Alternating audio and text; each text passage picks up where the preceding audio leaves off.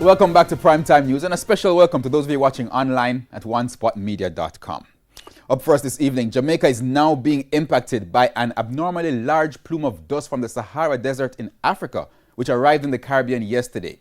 Now, as bad as today was, the Met Service says the country should see greater effects of the dust particles come tomorrow. Vashon Brown has details.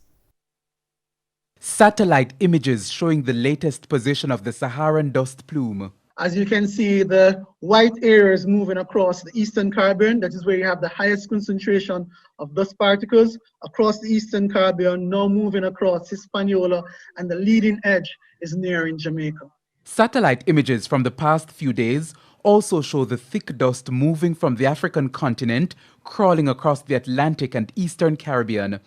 Acting head of the weather branch at the Met Service, Rowan Brown, says the arrival of the Saharan dust is not unusual and happens every year between May and October. And simply put, it's Sahara dust, a mixture of dirt, sand, and dust from North Africa, the Sahara Desert, that migrates yearly comes off the west coast of Africa, migrates across the Atlantic, and into the Caribbean region. So what's different this time around? What is significant this time, however, is the thickness of the plume. And because of the thickness of the plume that we're seeing in the satellite imagery, we're saying that the concentration of the dust will be higher than normal and will be cause for concern. The projection is for the greatest concentrations to move across Jamaica in the coming days.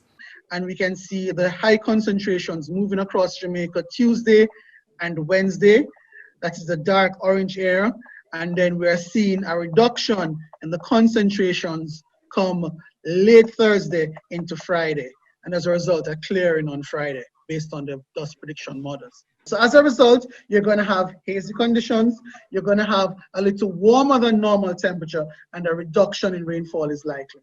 The U.S. National Oceanic and Atmospheric Administration said the plume was first captured on June 7, blowing west of the African continent.